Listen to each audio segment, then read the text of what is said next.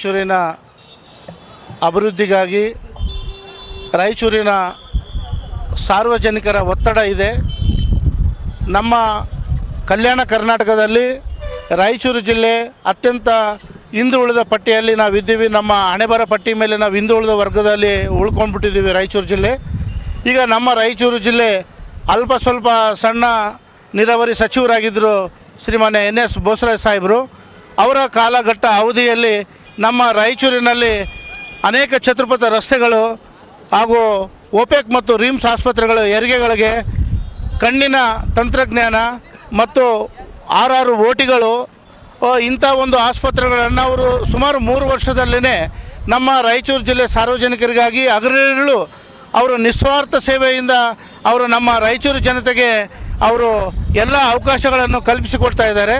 ಆದರೆ ದಿಢೀರನೇ ಸರ್ಕಾರದಲ್ಲಿ ಮುಖ್ಯಮಂತ್ರಿಗಳು ಬದಲಾವಣೆ ಆದ ತಕ್ಷಣವೇ ಎಲ್ಲ ಸಚಿವ ಸ್ಥಾನಗಳನ್ನು ಬದಲಾವಣೆ ಮಾಡಬೇಕಂತ ಏನು ಕೆಲವು ಪ್ರೋಟೋಕಾಲ್ ಅವರ ಪಕ್ಷದಲ್ಲಿ ಇರ್ತದೆ. ಆದರೆ ನಾವೊಬ್ಬ ರಾಯಚೂರು ಜನತೆಯಾಗಿ ನಾವೆಲ್ಲರೂ ನಮ್ಮದು ಒಂದು ಅವ್ರ ಹತ್ರ ವಿನಂತಿ ಮಾಡ್ಕೊಳ್ತೀವಿ. ಶ್ರೀಮಾನ್ಯ ಮುಖ್ಯಮಂತ್ರಿಗಳಾದ DK ಶಿವಕುಮಾರ್ ಸರ್ ಅವ್ರ ಹತ್ರ ವಿನಂತಿ, ನಮ್ಮ NS ಬೋಸರಾಜ್ ಸರ್ ಅವರಿಗೆ ಇನ್ನೂ 1-2 ವರ್ಷ ಕಾಲಾವಕಾಶವನ್ನು ಕೊಟ್ಟರೆ ನಮ್ಮ ರಾಯಚೂರು ಜಿಲ್ಲೆಯಲ್ಲಿ ಉಳಿದಿರ್ತಕ್ಕಂಥ ಯಾವ ಕಾಮಗಾರಿ ಉಳಿದಿದೆ, ಇವತ್ತು ಮಾವಿನಕೆರೆ ಆಗಿರ್ಬೋದು, ಇವತ್ತು ನಮ್ಮ ಯಲ್ಲಮ್ಮವ್ವ ದೇವಸ್ಥಾನಕ್ಕೆ ಹೋಗ್ತೀವಿ, ಸಾವಿರಾರು ಭಕ್ತರು ಪ್ರತಿ ವರ್ಷ ಯಲ್ಲಮ್ಮವ್ವ ಜಾತ್ರೆಗೆ. ಅಲ್ಲಿ ಹೋದರೆ ಕುಡಿಯೋಕ್ಕೂ ನೀರು ಇರಲಿಲ್ಲ, ರಸ್ತೆಗೂ ಇರಲಿಲ್ಲ. ಈಗ ಆ ಕಾಮಗಾರಿ ಕೂಡ ಪ್ರಾರಂಭ ಆಗಿದೆ. ನಮಗೆ ಒಂದು ಸೇತುವೆ ಕೂಡ ಇದೆ, ನಮ್ಮ ಕೃಷ್ಣಾ ನದಿ ಸೇತುವೆ, ಅದು ಕೂಡ ಇವತ್ತು ಶಿಥಿಲವಾಗಿ ನಿಂತ್ಕೊಂಡಿದೆ. ಇವತ್ತು ತೆಲಂಗಾಣ CMನು ಮತ್ತು ಆಂಧ್ರ CMನು ವಿಶ್ವಾಸಕ್ಕೆ ತಗೊಂಡು ಈ ನಮ್ಮ ಕಾರ್ಯಗಳು ಏನು ಇನ್ನೂ ಕಾರ್ಯಗಳ ಅಭಿವೃದ್ಧಿ ಆಗಬೇಕಾಗಿದೆ. ಆ ಕಾರ್ಯಗಳಿಗೆ ಮನವೊಲಿಸಿ ಅವ್ರನ್ನೆಲ್ಲ ಒಗ್ಗೂಡಿಸುವಂಥ ಶಕ್ತಿ ಯಾರಿಗಾದರೂ ಇದ್ದರೆ ರಾಯಚೂರು ಜಿಲ್ಲೆಯಲ್ಲಿ ಅದು ಶ್ರೀಮಾನ್ಯ NS ಬೋಸರಾಜ್ ಸಾಹೇಬರಿಗೆ ಮಾತ್ರ ಆ ಶಕ್ತಿ ಆ ದೇವರು ಕೊಟ್ಟಿದ್ದಾನೆ ಅವ್ರಿಗೆ. ಅವರು ನಿಸ್ವಾರ್ಥ ಸೇವೆಯಲ್ಲಿ ನಮ್ಮ ರಾಯಚೂರು ಅಭಿವೃದ್ಧಿ ಮಾಡ್ತಾ ಇದ್ದಾರೆ. ಈಗ ಹೊಸ ಬ್ರಿಡ್ಜ್ ಕನ್ಸ್ಟ್ರಕ್ಷನ್ ಆಗ್ತಾ ಇದೆ, ಅದು ಅರ್ಧಕ್ಕೆ ನಿಂತ್ಕೊಂಡಿದೆ.